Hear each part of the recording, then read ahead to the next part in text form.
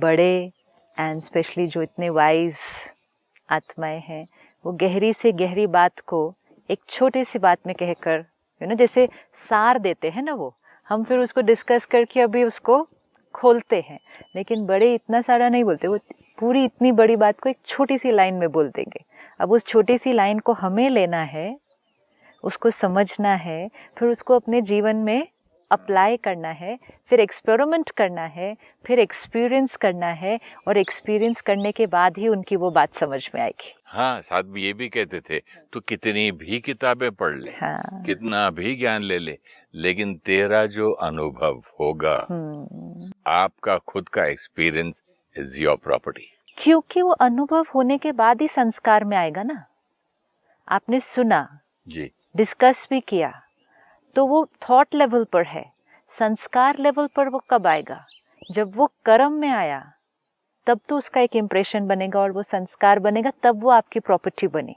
जैसे मैं कई बार किताबें पढ़ के कोट करता था, Right. She used to always discourage me, Right. मतलब पढ़ो, हाँ। समझो, लेकिन जब तक तुम लाइफ में उसको अनुभव नहीं करोगे, it is somebody else's property. तेरा क्या है? तेरा तो वही है जो तूने अनुभव किया। जैसे ये वाला केस, जैसे इस बंदे को हमने मनाया, समझाया, उसमें बहुत बड़ी बात नहीं है, लेकिन बड़ी बात हमारे लिए change in me, right, change in my stubborn. Most important, जब आपने उसको अनुभव कर लिया और आपके लिए यहाँ वो चित्त पर रिकॉर्ड हो गया, अब हर बार उसको यूज करना इजी हो जाएगा ना।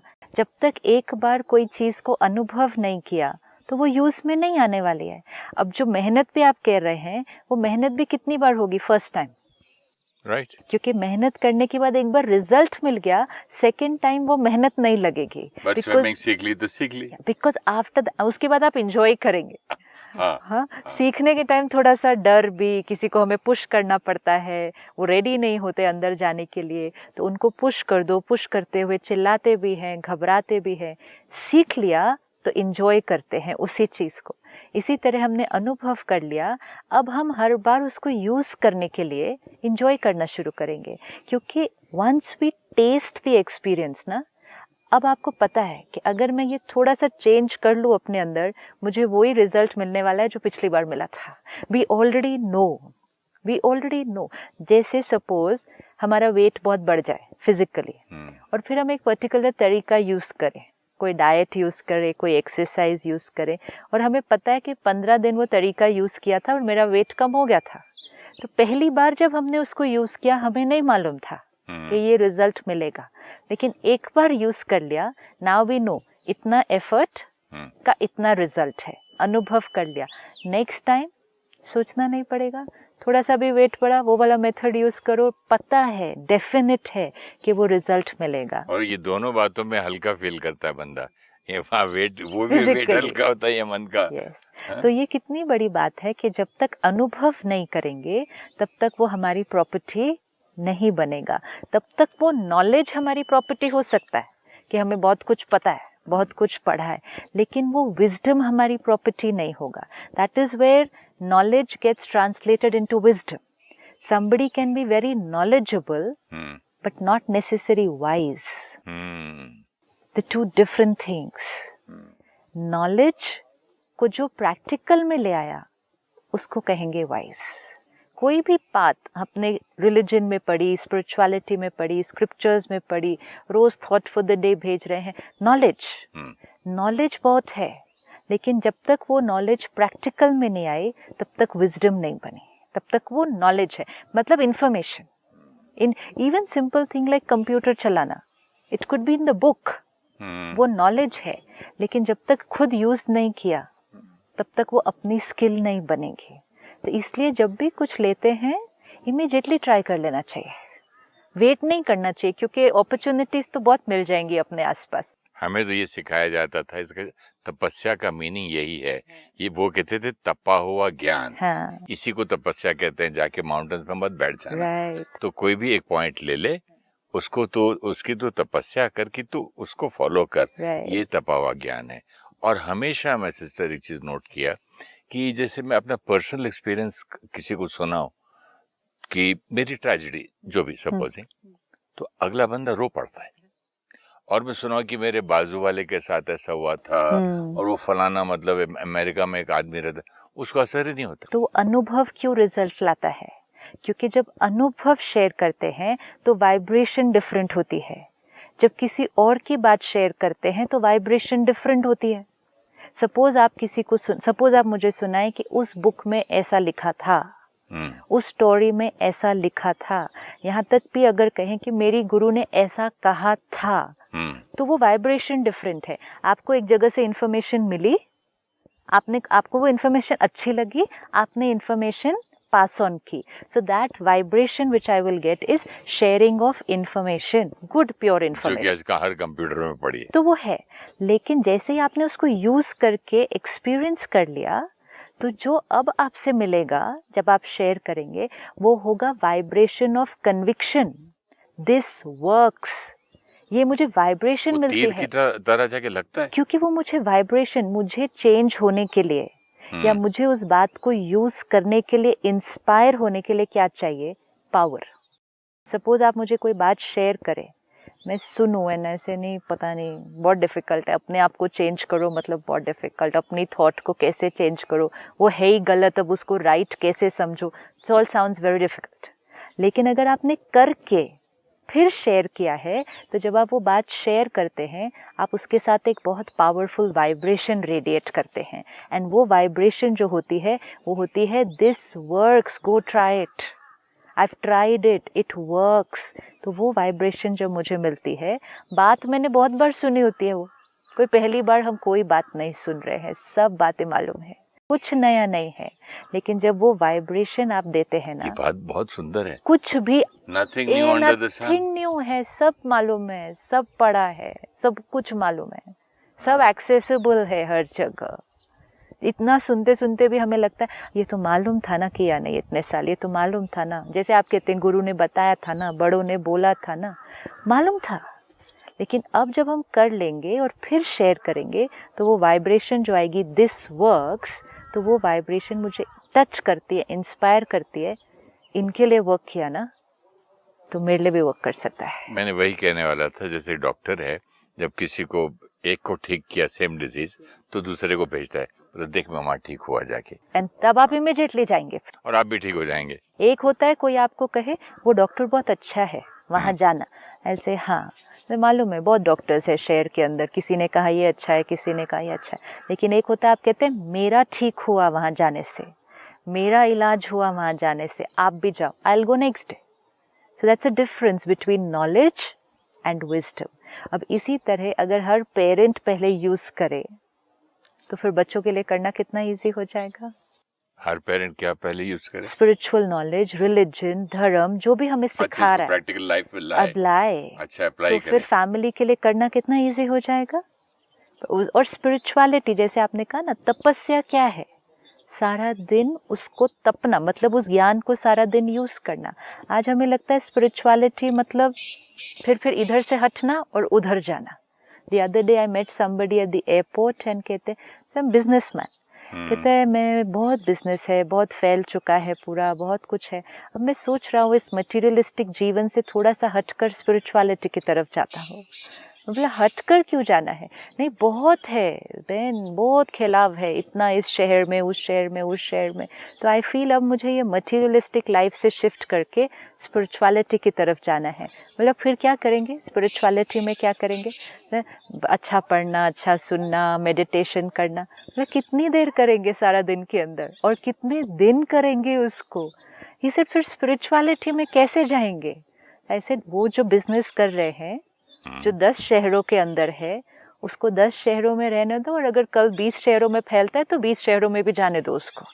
लेकिन वो सारा बिजनेस क्लीन, एथिकल, ऑनेस्टली और अपनी प्योरेस्ट एनर्जी के साथ करो। नहीं सिस्टर, वो तो बहुत डिफिकल्ट है। मैंने बोला फिर स्पिरिचुअलिटी वर्क नहीं करेगी। स्पिरिचुअलिटी इज नॉट कि उस चैलेंज को छोड़ दें और बैठकर तपस्या करें, नहीं। और फिर अगर हम कहते हैं कि वो तपस्या हमारी प्रैक्टिकल लाइफ में वर्क नहीं करती है, अगर फिर उस तपस्या का क्या फायदा है? अगर कंप्यूटर में सीख लूं, लेकिन मैं कहूँ उस कंप्यूटर से जीवन में कोई काम नहीं होता मेरा, तो फिर वो कंप्यूटर सीखने का क्या जरूरत है? It's no use, why should I learn it?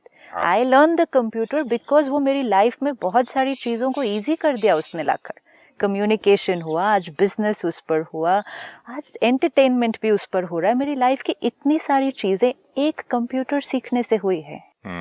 लेकिन अगर उस कंप्यूटर को सीखूं, मेहनत भी करूं, रोज उसको 1 घंटा दूं और कहूँ लाइफ में कहीं वो यूज नहीं होता है, then what is the need to learn it? फिर किस लिए सीखना है वो? तो स्पिरिचुअलिटी को अगर हमने कहा बिजनेस लेकिन क्लीन नहीं होता है, रिश्तों में हम कुछ चेंज नहीं ला पा रहे हैं, हम ऑनेस्टली काम नहीं कर पा रहे, फिर वो स्पिरिचुअलिटी और रिलीजन का क्या फायदा है? That's not gonna work. Take it up, it works, everyone has to take it up. जिससे मुझे भी एक आदमी मिला था, इसी तरह मुझसे कह रहा था मैंने इतनी बिजनेस फैला ली, इतना ये कर लिया, अब कुछ स्पिरिचुअलिटी के लिए कुछ करना है तो उसके लिए मैं 3 फैक्ट्री और खोल रहा हूँ। उल्टा मैंने कहा 3 फैक्ट्री खोल रहे क्यों? अभी तो आप कह रहे थे मैं इतना कर लिया बिजनेस। कहता पैसे कमाने के लिए नहीं, लोगों को जॉब देने के लिए। स्वीट। इंटेंशन चेंज हो गई ना, इंटेंशन हो गई लेने की नहीं, देने की। That is spirituality. तो ये हमें सारा दिन पक्का रखना है कि स्पिरिचुअलिटी डज नॉट मीन जीवन से हट के कुछ और। स्पिरिचुअलिटी वो टूल है, रिलीजन वो टूल है जिसको हमें जीवन के हर एस्पेक्ट में यूज करना है। आज तक एक मिथ था कि जो इस तरफ ज़्यादा जाता है वो अपने घर से, अपने परिवार से, अपने रिश्तों से उल्टा कटा कटा सा हो जाता है। और अभी इतने एपिसोड्स में हम क्या देख रहे हैं कि जब तक हम वो टूल्स नहीं यूज़ करते तब तक हम कटे हुए थे। टूल्स यूज़ करने से तो हम और ही एक दूसरे के नज़दीक आ जाएंगे। तो स्पिरिचुअलिटी रिश्तों में हमें एक दूसरे से दूर नहीं, जो हम दूर हो चुके हैं, जो दूरियां रिश्तों में आ चुकी हैं, वो हमें और नज़दीक लेकर आता है। Only if we use it, not if we read it. Because कई बार कई लोग कहते हैं इतने साल से जाते हैं, इतने साल से मेडिटेशन करें, इतने साल से ये करें, फिर फर्क क्या है? कर रहे हैं, वो करना भी बहुत अच्छा है। और सबसे आसान बात है, खुद को अगर नहीं जाना हो ना तो आप ऐसे लोग ढूंढ लेते हो। देखो ये 20 साल से है और आज बिहेवियर देखो, 25 साल से अभी शराब पीता है, 30 साल हो गए अभी गुस्सा करता है। वही ढूंढ लेते हैं जो जो इम्प्रूव हुए 90% लोग।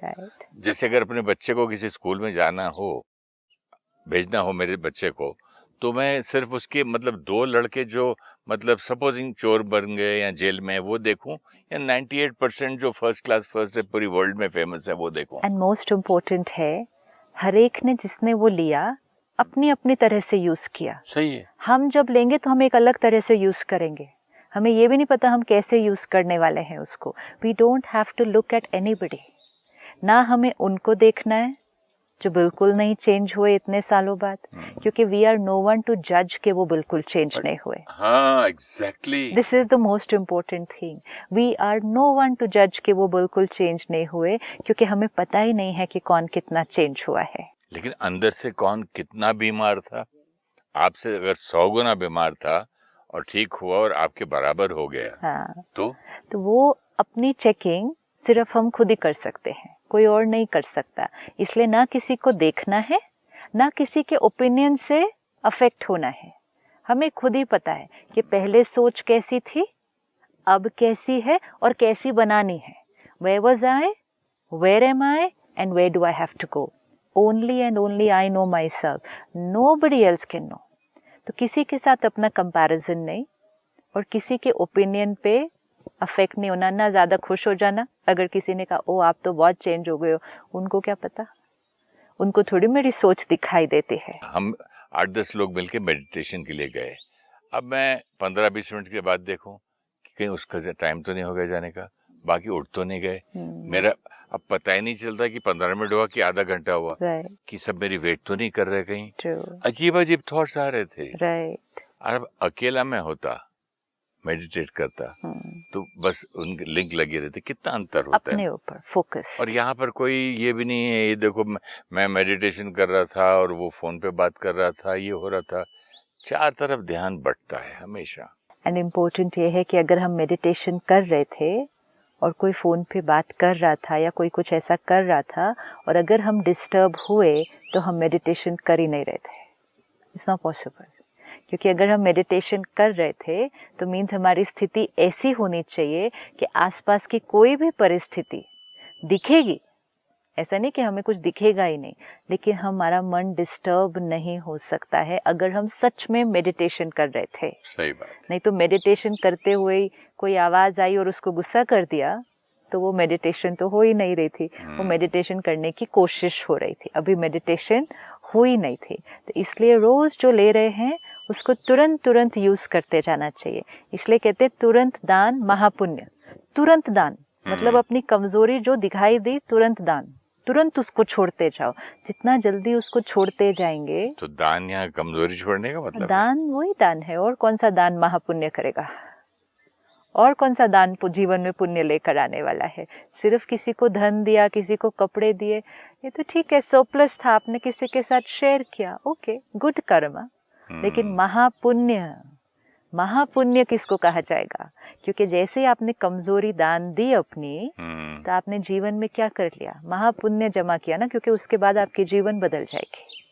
ओह, इसीलिए लोग जहाँ जाते हैं बड़े बड़े मंदिरों में कहते हैं मैं यहाँ वहाँ ये फलानी चीज का दान दे आया, नॉन वेज छोड़ाया, ये वाली छोड़ाया, शराब छोड़ाया, कोई अपनी आदत ना, हाँ एडिक्शन कोई अपनी आदत, अगर कोई अपनी ऐसी आदत भी, एडिक्शन, कोई और संस्कार नहीं, कोई एडिक्शन, खान पान, कोई ऐसी चीज भी छोड़ाए तो महापुण्य है। क्योंकि उसके बाद उसकी जीवन और उसके परिवार की भी जीवन कंप्लीटली बदल जाएगी। तो ये वातावरण में बहुत फर्क पड़ता है। हम नहीं कह सकते कि ये आई एम लाइक दिस, मैं तो हूँ ही ऐसा, मैं हूँ, आपको क्या डिस्टर्ब हो रहा है? दूसरों को भी डिस्टर्ब होता है ना। बिल्कुल। जैसे अगर मैं यहाँ बैठ के सिगरेट पीऊं, धुआं तो सबके नाक में जा रहा है, पैसिव स्मोकिंग तो सबकी हो गई, बिल्कुल। तो हमारे मेरे से ज्यादा आपका नुकसान है। तो कोई भी आदत का भी सब पर प्रभाव पड़ता है, और जितनों पर प्रभाव पड़ता है उनके साथ हमारा कार्मिक अकाउंट भी क्रिएट होता है। वालों पे कितना पड़ता है? उनके साथ कार्मिक अकाउंट भी तो क्रिएट हो रहा है। वो कैसे होता है? अगर आपके किसी कर्म से औरों को डिस्टर्बेंस हो रही है, तो कार्मिक अकाउंट नहीं क्रिएट हुआ। अगर even simple thing like smoking आपने कहा, ये तो कितना ऑर्डिनरी, मतलब स्थूल कर्म है ना, बाह्य कर्म है। ये कर्म से अगर पैसिव स्मोकिंग मुझे हो रही है, मेरा नुकसान हो रहा है। मेरा नुकसान किस वजह से हुआ? आपके कर्म से हुआ। तो आपके कर्म से अगर मेरा नुकसान हुआ तो कार्मिक अकाउंट नहीं बना, फिर बन गया। ऐसे ही आपके किसी कर्म से मुझे दर्द हुआ तो कार्मिक अकाउंट बना। तो कभी कभी लगता है कुछ करे नहीं, बैठे रहे। क्यों? उल्टा इट्स एन इंस्पिरेशन। नो, जितना समझ में आता जाएगा उतना अपने कर्म पर अटेंशन, सफाई अपनी क्लीनलीनेस होती जाएगी। तो वो कुछ करे ही नहीं, मतलब वो स्विमिंग पूल में जंप करने से पहले डर लगता है कि कौन इतना पानी पे तैरे, हाथ भी मारे, पता नहीं कहीं डूब ना जाए। इससे अच्छा जंप करे ही नहीं। जंप करें, इनिशियल पार्ट ऑफ स्ट्रगल भी देखें, क्योंकि उसके बाद इट्स ओनली फन। वो तुरंत दान महापुण्य का मीनिंग ही यही है ना, कि दान इनिशियली अपनी आदत संस्कार छोड़ो, थोड़े दिन तकलीफ होगी वो आदत छोड़ने के लिए, उसके बाद कार्मिक अकाउंट कंप्लीटली चेंज हो जाएगा। अपने आप पर फायदा, और जितनों को फायदा होगा उनसे ब्लेसिंग्स, तो पुण्य का खाता जमा होता जाएगा। तो यही इसी तरह स्पिरिचुअलिटी हमें जो जो सिखाए, छोटी छोटी बातें हैं, कोई बहुत बड़ी बड़ी बातें नहीं है, छोटी छोटी बातें। इसके बारे में ऐसा सोचना, लेबल लगाया था उसको चेंज करना, अपनी पेंटिंग जो दूसरे के बारे में बनाए थे उसको चेंज करना। इजी है, ये बहुत इजी है। एक दिन बैठना है, किसी एक की पेंटिंग उठाओ कि मैं इनके बारे में क्या क्या सोचती हूँ सारा दिन। नहीं, आज से चेंज थोड़ा, कितना महापुण्य हो जाएगा, क्योंकि मेरी स्थिति बदलेगी, एनर्जी बदलेगी। इतना इंटरेस्टिंग सब्जेक्ट नहीं है ये इंटरेस्टिंग नहीं है? नहीं, मैं बैठूं, मैं इसके बारे में सोचूं। वैसे भी तो सोचते हैं, लेके बैठे हैं, वैसे भी तो उनके बारे में सोचते हैं, सिर्फ अब अवेयरनेस से सोचेंगे। पेंटिंग तो सारा दिन वैसे भी बन रही है अंदर। कौन सा टाइम है जब पेंटिंग अंदर नहीं बन रही है? हर क्षण कभी भी स्टॉप करें और चेक करें, आपके मन और चित्त पर कोई एक आत्मा बैठी हुई होती है उस समय। जिसको लाइक करते हैं उतना नहीं, जिसको डिसलाइक करते हैं वो ज्यादा डिस्टर्ब करता है। वो ज्यादा डिस्टर्ब नहीं करता, वो ज्यादा ही मन और चित्त पर बैठता है। ज्यादा बार थॉट्स भी आते हैं, ज्यादा बार थॉट्स आती हैं। तो फिर आप कहें कि उसके बारे में सोचना वो मेहनत है, वो तो हम ऑलरेडी सोचते हैं। सिर्फ अवेयरनेस से नहीं सोचते तो पेंटिंग कुछ और ही बन जाती है। और उस टाइम पे अगर हम दुआ दें उसको, जब भी तो आए, पेंटिंग बदल जाएगी। जब भी वो थॉट आए उसको तो दुआ दे मतलब क्या करें? दुआ दें मतलब कि उसको दुआएं दें कि वो बंदा अच्छा है, उसमें अच्छी बातें हैं, मेरे पास में ये जो भी थॉट तो है, जैसे ये थॉट क्रिएट किया तो क्या कर दिया, पेंटिंग चेंज हो गई। दुआ दे मतलब प्यार भेजे, आई लव मतलब यू, तो पेंटिंग चेंज हो गई ना, पेंटिंग चेंज हो तेरे गई। संस्कार तेरे अलग हैं, मेरे अलग हैं, Yes. शायद मुझे डिस्टर्ब करता है, आई एम सॉरी अगर डिस्टर्ब कर रहा, हाँ. तो मुझे अगर मैं कर्म नहीं बनाना चाहता, हाँ. I honestly like this good points about you. Right, तो ये पेंटिंग चेंज हो गई ऐसे करते ही। सोच पहले भी रहे थे, सोच अभी भी रहे थे। एक है अनअवेयर पेंटिंग बना रहे थे तो कुछ भी बन जाता था, अब अवेयरनेस से बना लेते हैं पेंटिंग, क्योंकि मेन इम्पोर्टेंट वो पेंटिंग हमें ही देखनी है रोज। कभी कभी झूठ भी तो लगता है ना। कैसे झूठ? जैसे आया और मैं थॉट इरिटेशन वाला है और मैं बोलूं नो आई लव यू, तुम ठीक हो जाओगे, मतलब तुम ठीक हो जाओगे, फिर लेबल लगा रहा हूँ, यानी कि राइट नाउ आप ठीक नहीं है। मेरा दृष्टिकोण आपसे मैच नहीं करता, मैं आपके बात से अग्री नहीं करता, लेकिन आप जो कर रहे हैं उसके पीछे आपके पास कोई रीजन होगा, आपके पास कोई लॉजिक है, आपके पास वो संस्कार है। अभी मुझे वो नहीं समझ में आ रहा, विच इज फाइन, मुझे नहीं अभी समझ में आ रहा, अभी मैं उससे कंफर्टेबल भी नहीं हूँ। Is a different painting, but this painting you are bad, how can you be like this, how can, is a different painting. अगर हम ऐसा सोचें कि जो कुछ धरती पर हो रहा है पूरी यूनिवर्स में परफेक्शन है, क्योंकि धरती की जो मूवमेंट है, बारिश आना, पेड़ उगना, सीजन्स बदलना, ये झाड़ ऑक्सीजन दे रहा है, ये जब हर चीज सही है तो मेरे साथ जो कार्मिक अकाउंट है और जो है। मेरे साथ दूसरा बंदा कर रहा है वो भी सही वो भी सही है, तो वो मैंने कुछ किया होगा, राइट। जो ये हो रहा है, तो अब मैं उसे बुरा मानने के बदले में अगर एक्सेप्ट करूं कि अब मुझे इसको कैसे बुरा मानने की बजाय, एंड मोस्ट इम्पोर्टेंट उनको बुरा समझने की बजाय, क्योंकि जब हमें किसी से अच्छी एनर्जी नहीं आ रही या किसी के साथ हमारा कॉन्फ्लिक्ट है तो हम बुरा तो मानते ही हैं, मतलब हम हर्ट तो होते ही हैं, लेकिन हम उनको भी तो बुरा लेबल करते हैं कि वो अच्छे नहीं है। तो वो तो सपोजिंग है कि पोस्टमैन है, हाँ। आपको एक चिट्ठी ला के दे रहा है, या पहले जमाने में मनी ऑर्डर आता था दे रहा है, या याद दिला रहा है कि भाई तब वो ये था, ये है।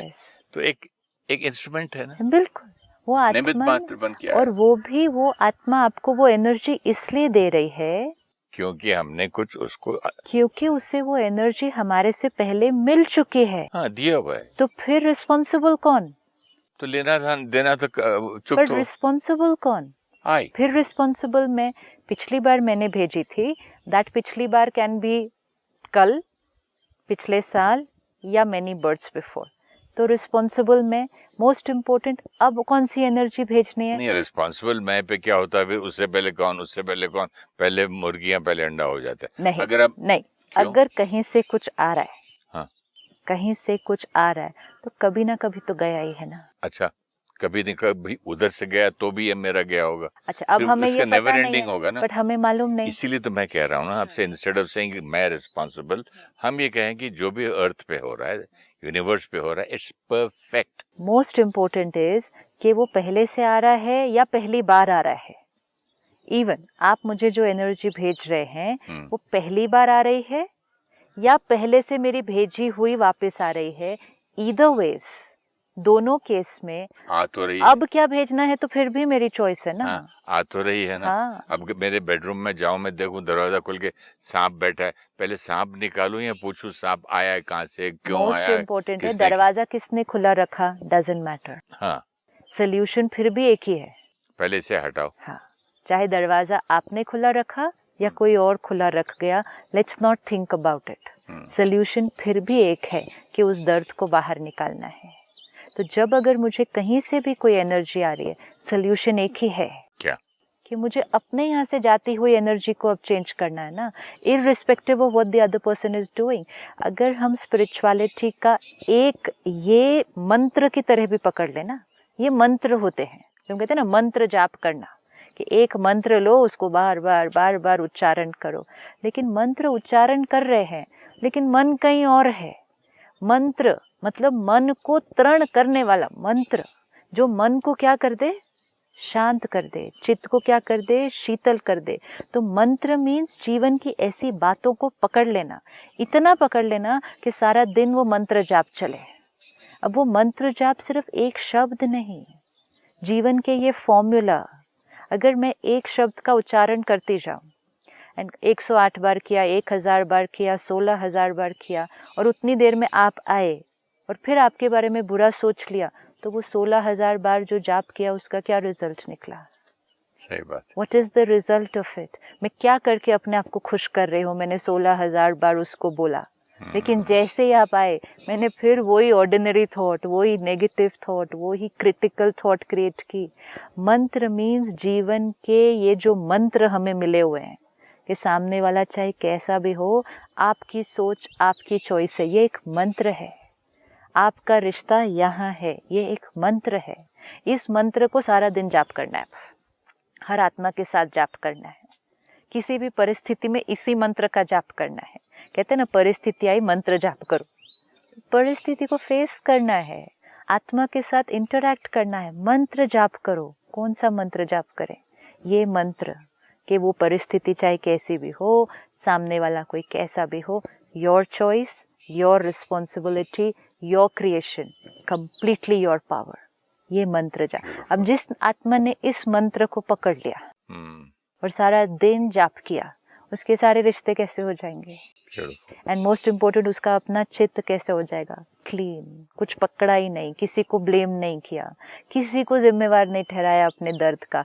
बात आई, चेंज किया, फिनिश्ड। एक मंत्र को पकड़ लो, ये मंत्र पकड़ो और सारा दिन जाप करते जाओ, और फिर इसका रिजल्ट देखो रिश्तों में क्या मिलता है। Thank you so much sister. इस मंत्र को अगले एपिसोड में फिर से डिस्कस करते हैं। Thank you. Om Shanti. Thank you so much.